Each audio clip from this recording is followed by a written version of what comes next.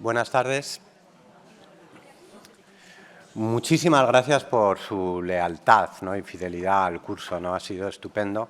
Hoy vamos a acabar este ciclo Intersecciones, Ciencia y Arte en el Museo del Prado, unas conferencias que han sido posibles gracias a la Escuela del Prado y a la Fundación Amigos del Museo del Prado. Y, por supuesto, muchísimas gracias a Paloma Málaga y a Javier Arnaldo. Bueno, ya saben que hemos ido titulando cada charla con una sola palabra, ¿no? Invisible fue el primer día, sobre la ciencia; lusitana, habló Isabel Soler sobre Portugal; americana, habló Elena Alcalá sobre naturalezas americanas; femenina, Maricruz de Carlos; muertas, el pasado día Peter Cherry habló de naturalezas muertas, sobre los bodegones; y hoy toca, el término que hemos elegido hoy ha sido peregrinas, ¿no? También por naturalezas peregrinas. Contaba el otro día José Ramón Marcaida, que es nuestro invitado de hoy, en un directo de estos maravillosos de Instagram del Prado, que debemos tomar el término peregrino en su doble sentido. Peregrino, como saben ustedes, significa viajero, que circula, que va de un sitio a otro, y también extraño, extraordinario, o sea, algo valioso. Bueno, no voy a hacer un spoiler de su argumento, ¿no? Él lo va a contar mucho mejor que yo. Pero sí quería decirles que el propio conferenciante, me lo has puesto bastante fácil, tiene un poco de peregrino también, bastante viajero y bastante extraordinario. Conozco a José Ramón Marcaida desde hace años, es licenciado en Filosofía por Deusto y en Ciencias Físicas por el Imperial College en Londres. Hizo la tesis en el Instituto de Historia del Consejo Superior de Investigaciones Científicas, donde trabajo yo también. Luego estuvo peregrinando por las islas del norte, ¿no? Fue becario postdoctoral en Cambridge, también contratado en un proyecto europeo, y finalmente obtuvo una plaza en St Andrews, ¿no?, en Escocia, ¿no?, la tercera universidad del Reino Unido. Y solo muy recientemente pudo volver a España, al CSIC, donde obtuvo también una plaza estable. En efecto, José Ramón ha peregrinado con la fe de los peregrinos y ha regresado afortunadamente para el mundo académico español, que no es la Tierra Santa. Así que la acepción viajera del término peregrino está más que justificado. Y lo de raro, lo de extraño, dirán ustedes. Bueno, pues rara es realmente la polivalencia de nuestro conferenciante, su versatilidad. Se ha movido entre la historia del arte, la historia de la ciencia y los estudios culturales con gran soltura. Su libro, Arte y Ciencia en el Barroco Español, que estaba firmándolo hace unos minutos, fruto de su tesis en un departamento de Historia de la Ciencia, ganó el prestigioso Premio de Historia de Arte Pérez Sánchez, ¿no?, el Focus Abengoa. José Ramón tiene una muy consolidada y muy poco habitual trayectoria internacional, ¿no? Ha publicado artículos y libros en inglés sobre Velázquez en el Bulletin of Spanish Studies, ha colaborado con el Victoria and Albert Museum, la University Library de Cambridge, el Museo Guggenheim de Bilbao, que no va a ser menos, claro, y con el Museo del Prado también. Créanme si les digo que José Ramón es excepcional por muchos motivos, ¿no? También es raro que haya vuelto a España. Deben creerme si les digo que muchos jóvenes investigadores sencillamente no vuelven. Somos un país que exportamos talento. Ya ven ustedes, será porque nos sobra o porque no lo necesitamos. Ahí fuera, en el extranjero, tenemos volando o sobrevolando a nuestros mejores becarios postdoctorales, empalmando beca y contrato en proyectos internacionales, un poco como las aves del paraíso de las que hablará José Ramón, sin poner pie a tierra, ¿no?, en movimiento constante. En fin, no les voy a entretener más, solo decirles que es un privilegio presentarles a un gran historiador y a un colega bastante peregrino, o sea, viajero y extraordinario.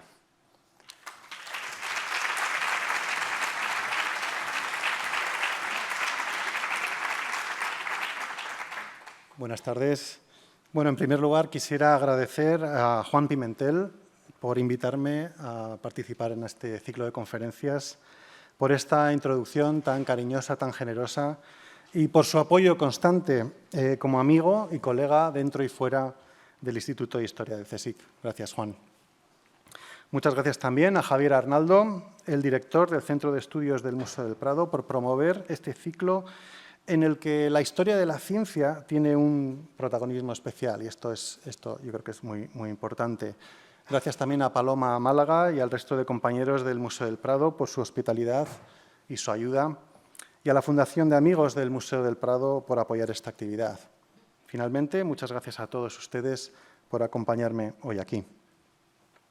Bien, a lo largo de este ciclo hemos asistido a una rica discusión acerca de las múltiples formas en que los mundos del arte y del conocimiento científico se han relacionado y solapado en el pasado.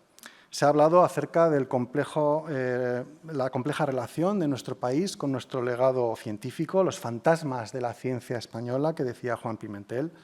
Se han explorado las dimensiones lusitanas y americanas de estas intersecciones entre arte y ciencia, así como el papel de las mujeres en estas dinámicas o su manifestación o ausencia en géneros artísticos como la pintura de bodegones.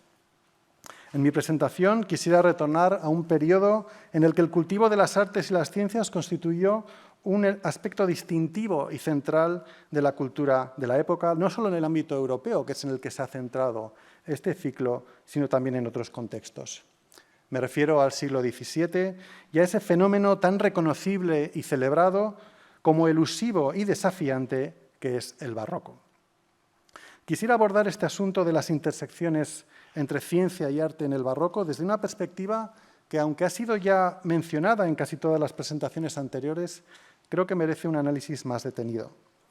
Se trata del interés de la cultura del barroco, que la cultura del barroco manifestó y fomentó por lo curioso, lo maravilloso, lo extraño, lo singular, lo sorprendente. Un interés que, desde luego, está muy presente en otras épocas, incluida la nuestra, pero que en aquel periodo adquirió una relevancia más que notable.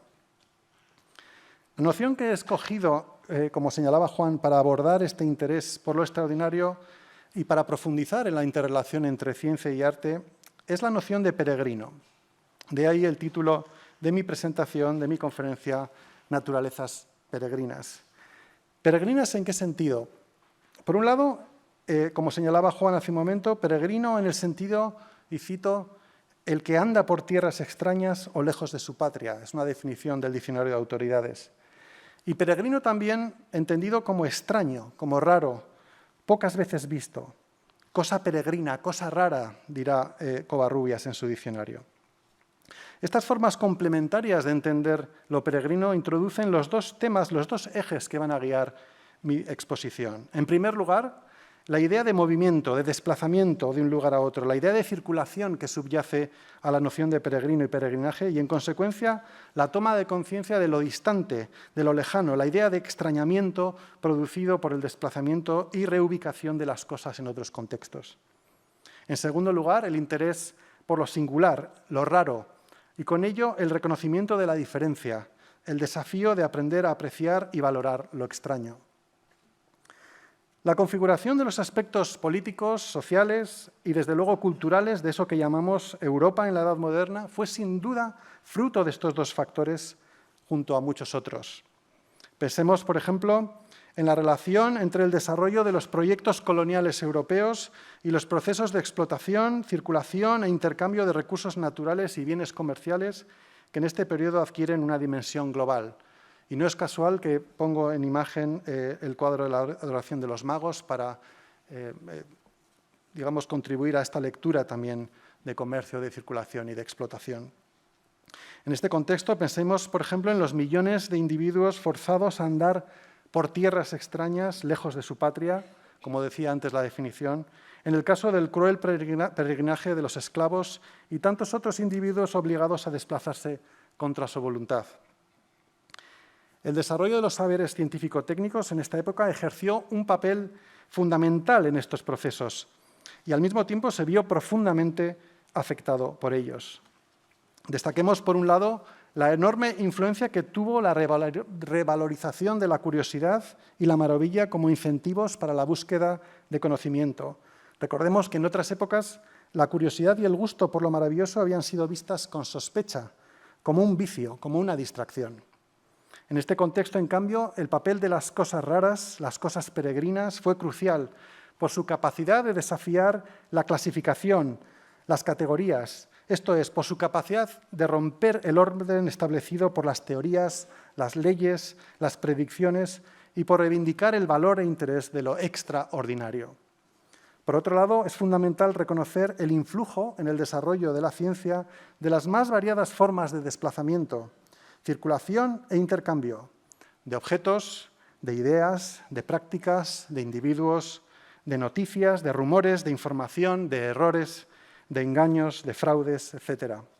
En este sentido, la ciencia en la Edad Moderna se caracterizaría por un continuo y complejo peregrinaje a través de diferentes ámbitos culturales y sociales, a través de diferentes agentes, diferentes geografías, a través de diferentes medios, desde el testimonio oral al libro impreso, pasando, por supuesto, por las imágenes.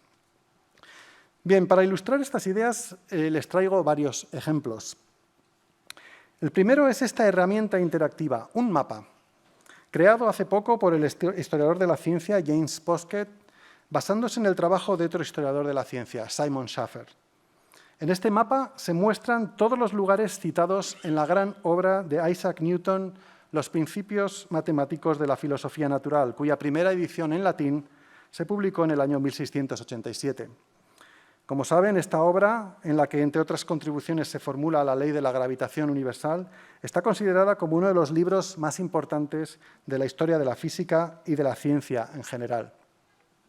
Ahora bien, ¿por qué es importante este mapa y el trabajo de investigación histórica que hay detrás?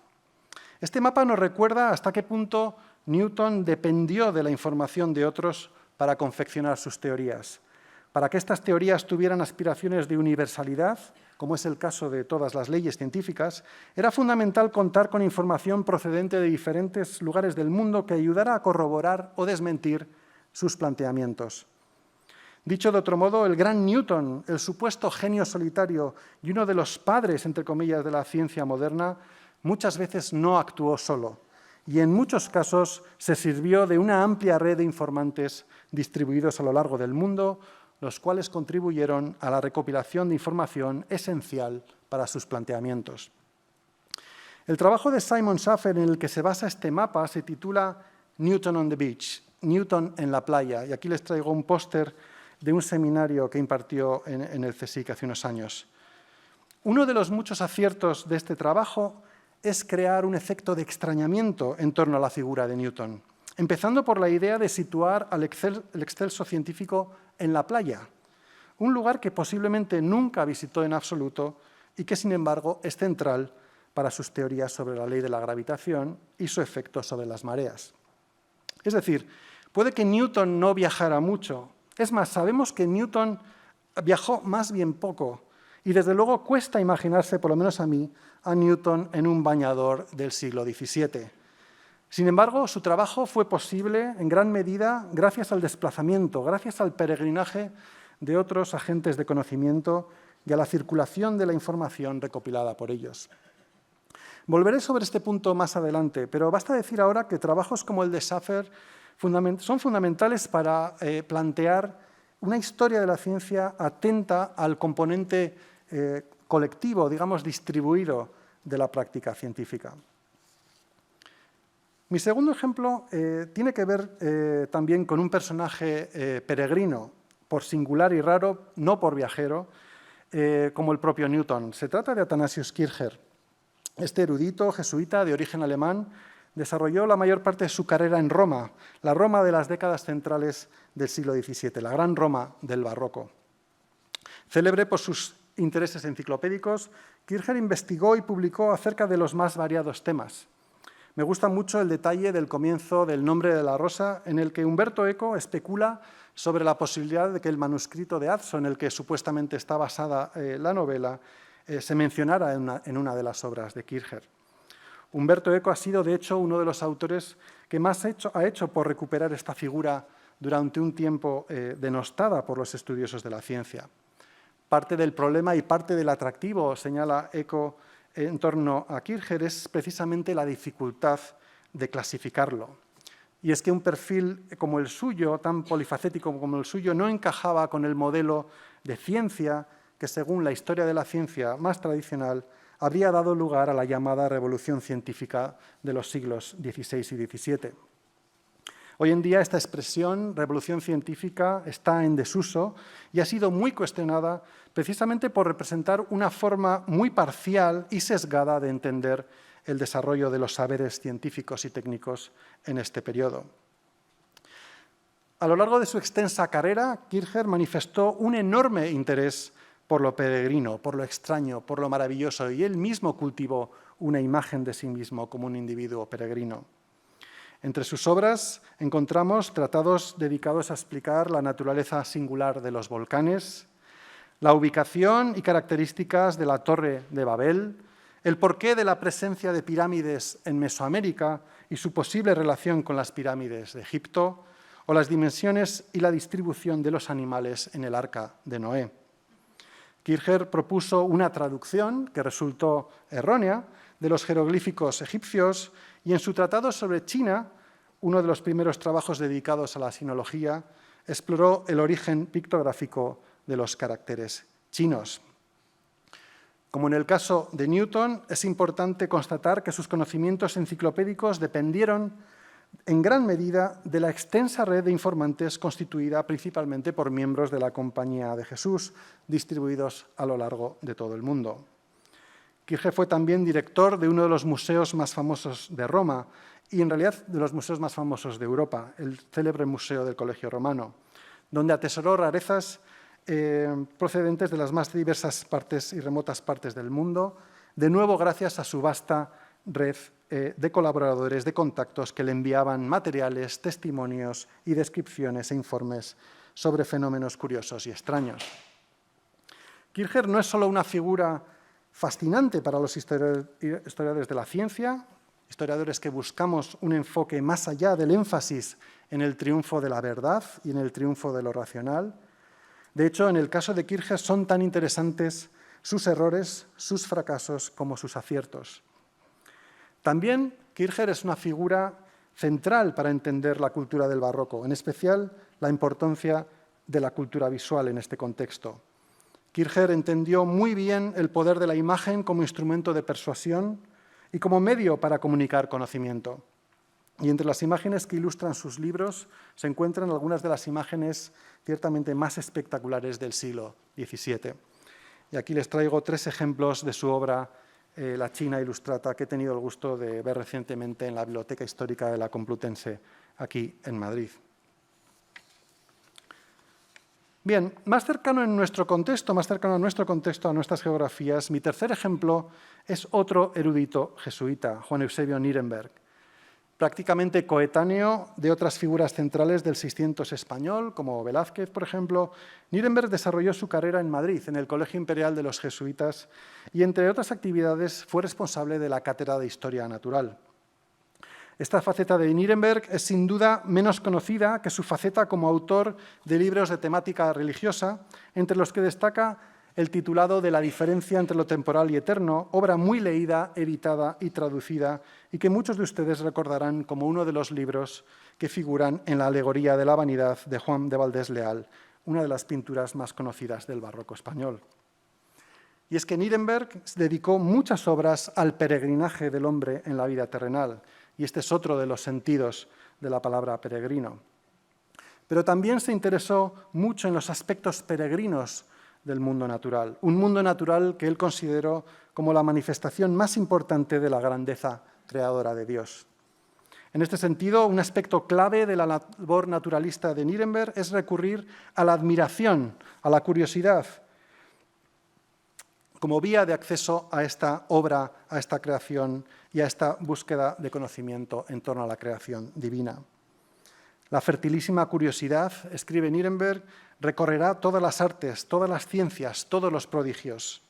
Esta apuesta de Nirenberg por la curiosidad se concreta indudablemente en las numerosas alusiones que hay en su obra a lo maravilloso, empezando, por ejemplo, por los títulos de sus libros. Y aquí le traigo una edición de 2 obras suyas, La curiosa filosofía y La oculta filosofía, primera y segunda parte de las maravillas de la naturaleza, examinada en varias cuestiones naturales. ¿Qué puede proporcionar más placer que conocer lo que piensas que no puede existir?, se pregunta Nirenberg. La admiración, según sus palabras, es el sabor del pensamiento y la sal del entendimiento. Nirenberg ofrece varias indicaciones acerca de cómo afrontar el hecho de que 1000 mentiras pasan por verdades, dice, o que muchas verdades puedan parecer mentira. un tema que mantiene su vigencia hoy en día.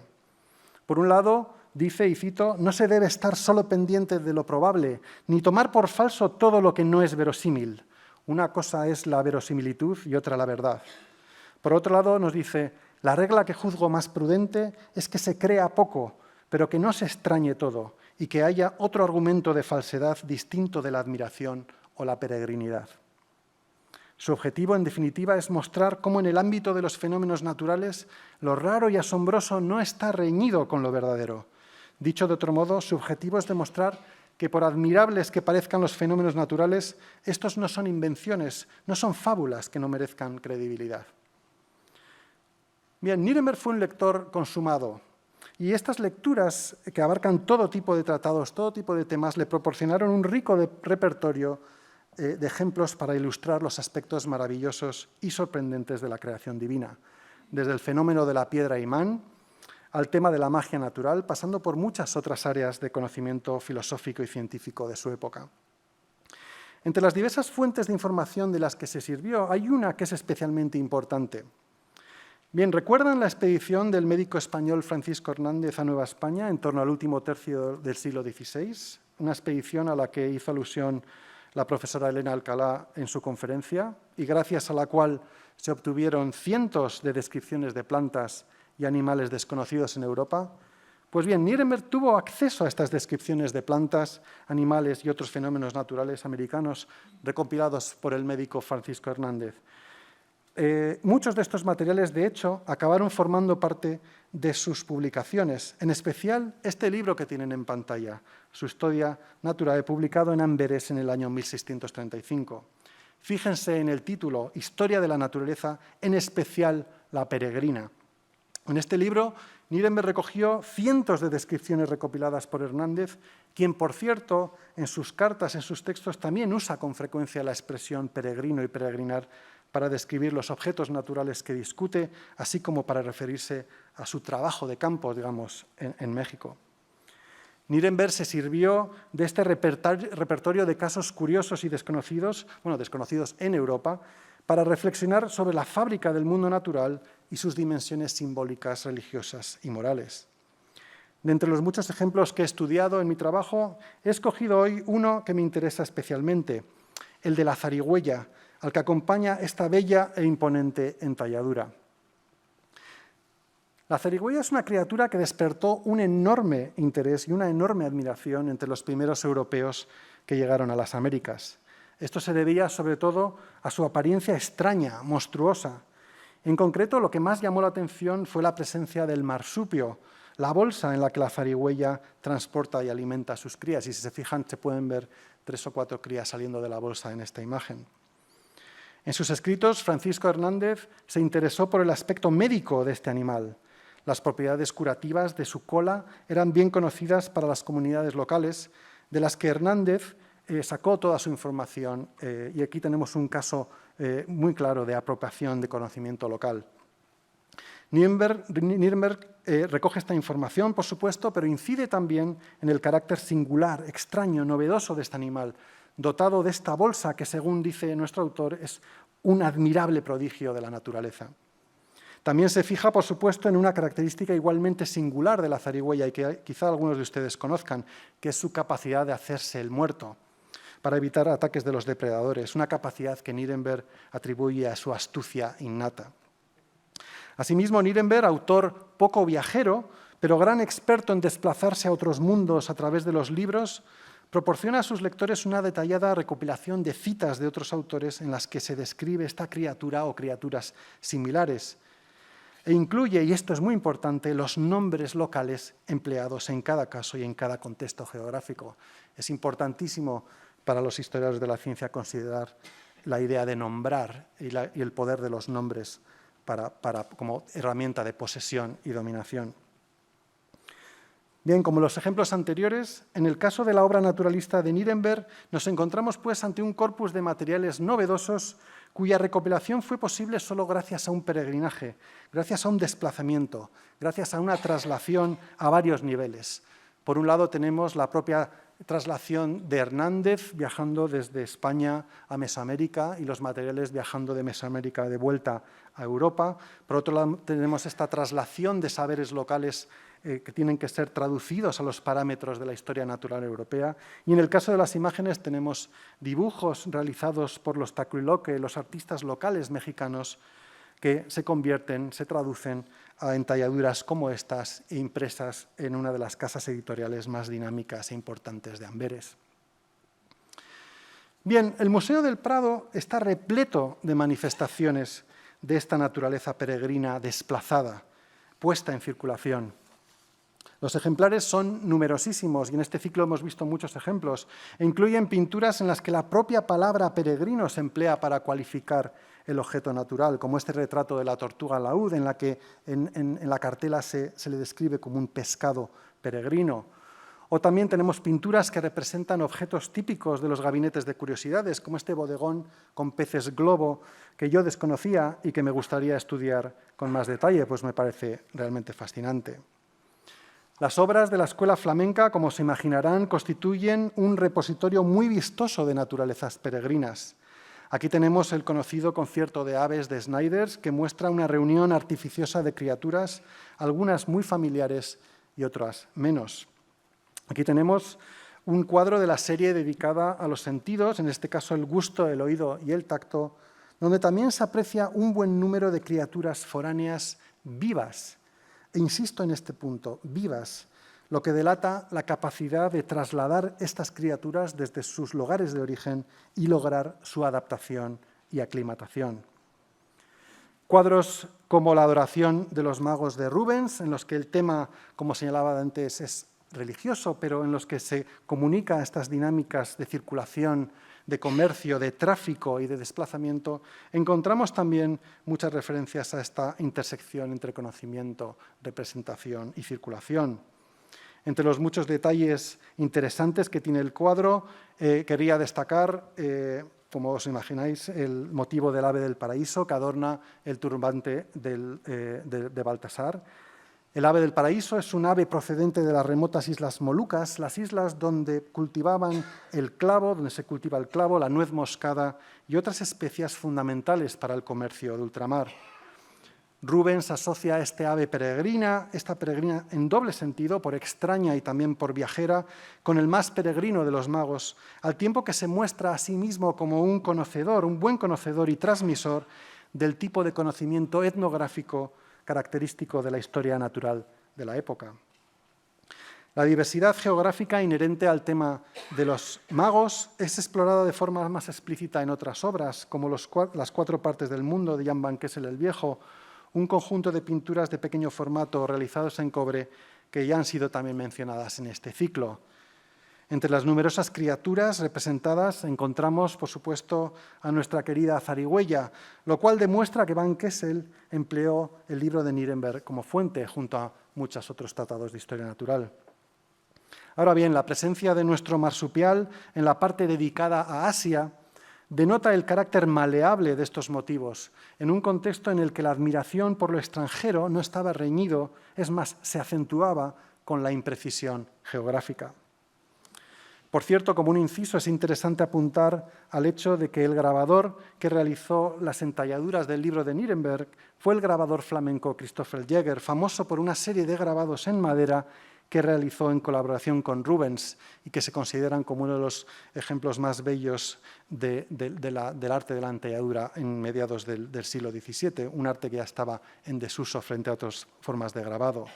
Rubens, de hecho, expresa su admiración por esta técnica y la usa para explorar las cualidades técnicas y expresivas de la madera. Bien, pues entre ellos se encuentra esta doble estampa. He querido traer esta doble estampa basada en una obra de la colección del Prado, El Jardín del Amor. Y bueno, en la actualidad Jäger es uno de los temas en los que estoy centrando mi investigación, así que espero poder contarles más sobre este artista en un futuro próximo. Más cercanos a nuestra geografía encontramos ejemplos como el cuadro Magdalena Ventura con su marido de José Rivera, realizado en 1631, que seguro que todos ustedes han parado a mirar en su visita al museo. Esta obra fue objeto de atención en la exposición La mirada del otro, escenarios para la diferencia, celebrada en 2017, una exposición que apostaba por reconsiderar la colección del Museo del Prado desde una perspectiva atenta a las relaciones y a las identidades no normativas. Como la inscripción presente en el propio cuadro expresa, la obra anima a contemplar, y cito, un gran milagro de la naturaleza. Además, se indica que el retrato fue pintado, y cito otra vez, maravillosamente del natural.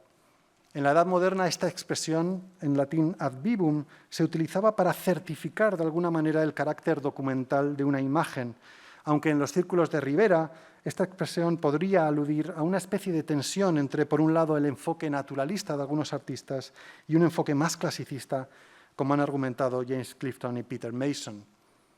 En relación con obras como esta, y también, de nuevo, creo que este es un inciso, pero creo que puede ser interesante, creo que es interesante considerar la representación de uno de los cuerpos más peregrinos y extraños y ciertamente viajeros de la historia del arte, el cuerpo de Cristo. En pantalla tenemos el Cristo crucificado de Velázquez, pero la diversidad de manifestaciones de este mismo cuerpo solo en el Museo del Prado es abrumadora. En la reciente exposición Tornaviaje se hizo hincapié en este carácter peregrino y viajero del cuerpo de Cristo, al incluir entre su selección de obras varios Cristos realizados en América con caña de maíz pertenecientes a colecciones del entorno peninsular. Es decir, de nuevo vemos ahí materiales extraños y circulación de estas obras de un lugar a otro, un desplazamiento lleno de interés. En el Prado también encontramos obras que celebran la intersección entre las artes y las ciencias a través del motivo del coleccionismo. Son cuadros en los que el cultivo de los más variados intereses artísticos y científicos comparten el mismo espacio, sin fricciones. En este cuadro del Prado, Las ciencias y las artes, vemos a una pareja conversar acerca de una pintura, pero también vemos a otro grupo reunido en torno a una mesa repleta de curiosidades naturales e instrumentos. Además de estas referencias explícitas, estas obras ponen de manifiesto otros aspectos cruciales de la intersección entre las artes y las ciencias. En estos cuadros se retrata la capacidad para desplazarse a lugares remotos y regresar no solo con vida, sino de manera exitosa. Es decir, son saberes teóricos y prácticos vinculados con la navegación, con la cartografía, con la cosmografía, con la construcción de barcos, etc. Y por otro lado, también se pone de manifiesto en estos cuadros, como señalaba antes, la capacidad de preservar y transportar bienes de forma segura, en alusión a las técnicas de preservación que fueron claves para el comercio de ultramar. Pensemos en la conservación de especias y otro tipo de productos. Es decir, son cuadros que retratan esta capacidad, este saber hacer que permitió, por ejemplo, aclimatar numerosas especies de animales y plantas foráneos en Europa. Es más, pese a su naturaleza ficticia y en gran manera artificiosa, estas obras, estos cuadros, estas pinturas de colecciones nos permiten acercarnos y asomarnos a una cultura en la que el gusto por las artes y el cultivo de las ciencias estuvieron claramente marcadas por dinámicas de poder, dinámicas de ostentación, de teatralidad y, sobre todo, de sociabilidad.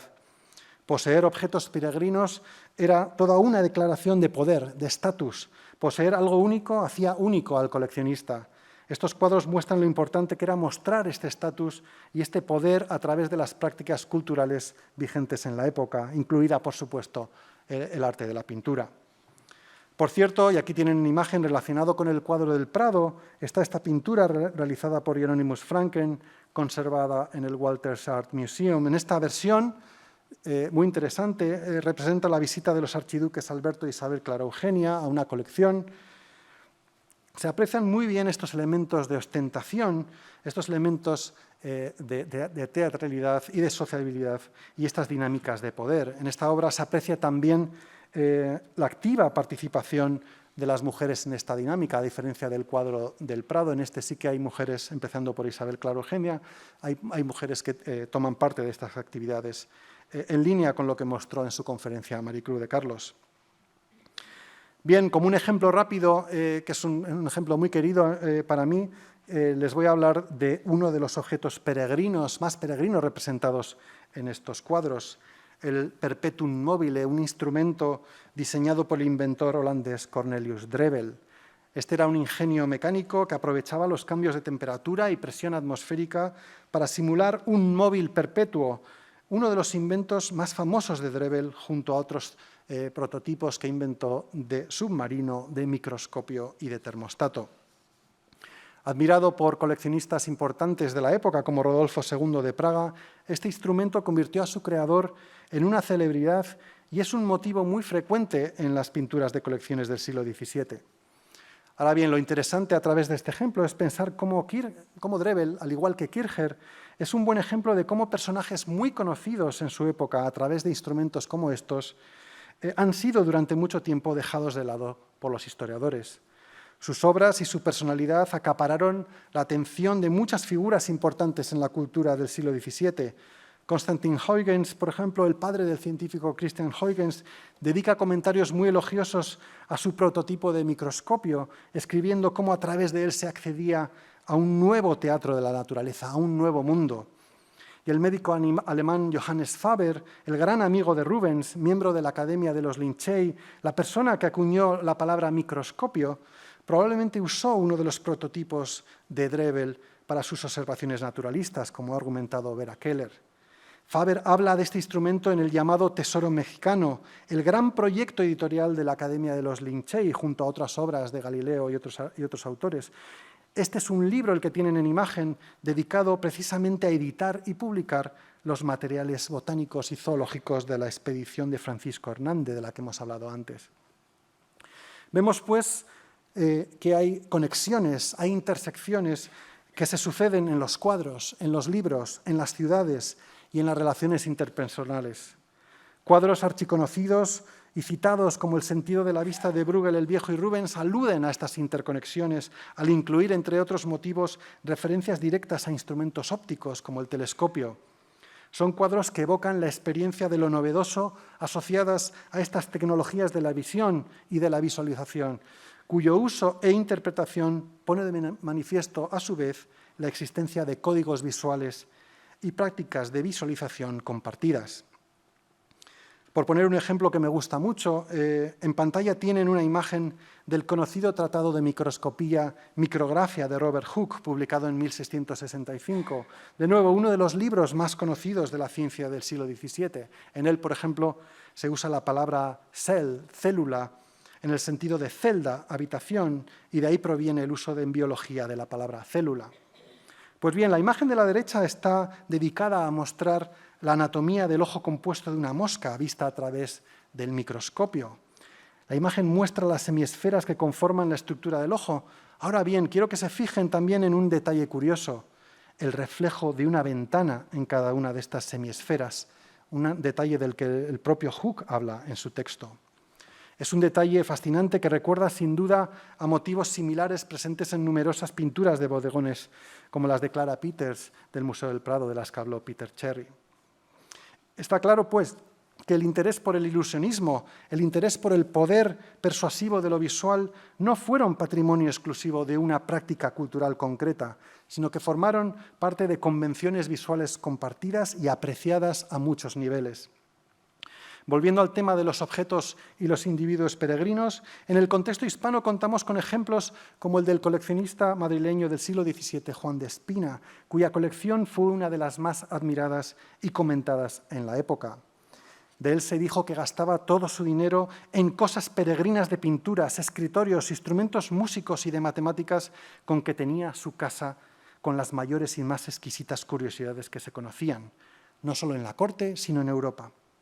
Entre sus posesiones más conocidas se incluían los manuscritos de Leonardo da Vinci que hoy se conservan en la Biblioteca Nacional, los llamados Códices Madrid I y II. Pero entre sus posesiones más celebradas, ya en su época, destaca la misteriosa silla peregrina, por usar las palabras de Luis Vélez de Guevara en su obra El diablo cojuelo.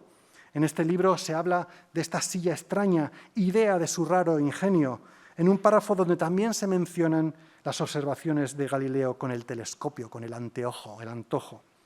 Esto ha llevado a pensar que la silla peregrina de Espina podría ser una silla empleada para realizar observaciones astronómicas de forma cómoda, aunque Pedro Reula, en su reciente monografía magnífica sobre Espina, propone otras interpretaciones muy sugerentes. Por cierto, gracias al testimonio del cronista e historiador Lázaro Díaz del Valle, sabemos que Espina, a quien describe como caballero cortesano muy conocido por su ingenio y curiosidad, además de su silla peregrina, también dejó en testamento al rey varias pinturas de Clara Peters. ¿Quién sabe si se trata de las obras que cuelgan ahora en las paredes del Prado? Aunque esto no es posible confirmarlo, como señala José Riello, de cuya investigación he extraído esta información, me parece muy sugerente pensar que hay una conexión entre la misteriosa casa colección de Juan de Espina, que su amigo Quevedo describió elogiosamente como abreviatura de las maravillas de Europa, y el lugar en el que ahora nos encontramos. Bien, como ven, en mi presentación he tratado de sacar a la luz conexiones, intersecciones, solapamientos entre los mundos del arte y la ciencia en el periodo del barroco. Si se fijan, en ningún momento he hablado de una ciencia barroca, es decir, de un tipo de ciencia caracterizada de forma distintiva por los valores culturales del barroco. En cambio, he preferido emplear el barroco como un marco, como un espacio cultural en el que tuvieron lugar todas estas intersecciones. Y es que la propia categoría del barroco como periodo, como estilo, como etiqueta, es extraña, es compleja, empezando por la propia etimología de la palabra barroco, que se ha asociado a la palabra portuguesa berrueco, empleada para designar a una perla de forma irregular, es decir, a una perla peregrina.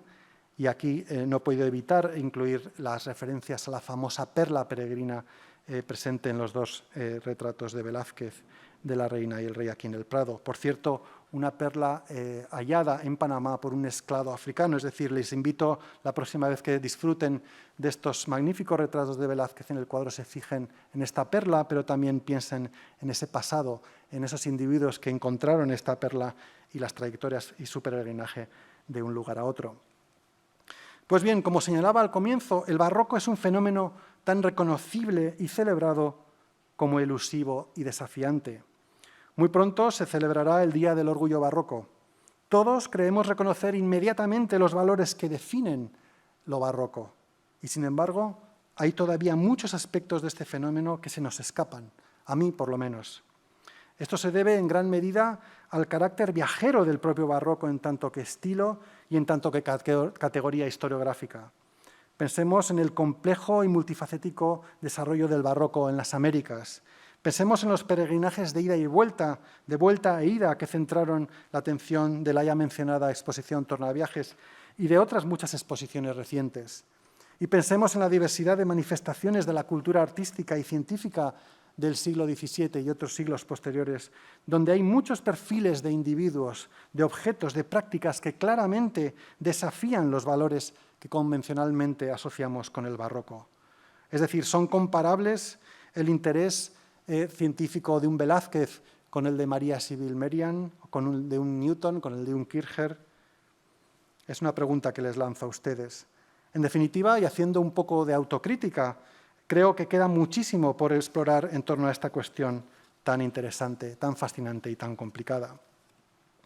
Ahora bien, creo que son muchas las ventajas de explorar estos temas, estas intersecciones, especialmente en un espacio como este, el Museo del Prado. A diferencia de la historia del arte, la historia de la ciencia es una disciplina algo peregrina en nuestro país, cosa rara, como diría Covarrubias.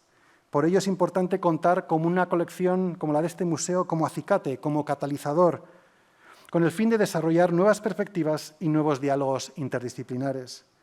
Se ha insistido mucho a lo largo de este ciclo en la relevancia de los procesos de solapamiento, de conexión, de encuentro, pero también se ha insistido en lo interesantes y productivos que son los contrastes, las diferencias, los extrañamientos. Y en ellos radica la historia del arte y la historia de la ciencia que a mí personalmente más me interesan. En mi presentación me he centrado en el contexto de la Edad Moderna, pero este enfoque realmente se aplica a otros periodos. Por eso quisiera terminar con una breve alusión a Ramón y Cajal, por cerrar con el mismo tema con el que comenzó este ciclo. En su conferencia, Juan Pimentel nos habló del profundo y prolongado interés de Cajal por las artes, por el dibujo, por la fotografía. Entre los géneros que le interesaron está el de las naturalezas muertas, los bodegones, como muestro en esta imagen.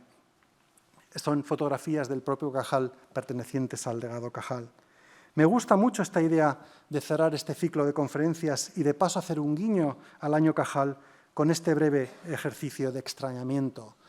Aquí tenemos a nuestro excelso Cajal, el más eminente de nuestros científicos, atendiendo a uno de los géneros más queridos del barroco. ¿Quién lo diría? Los caminos del arte y la ciencia discurren por sendas misteriosas y curiosas, y el deseo nuestro, el deseo mío y el de todos ustedes espero que sea que este peregrinaje continúe por mucho tiempo. Muchas gracias.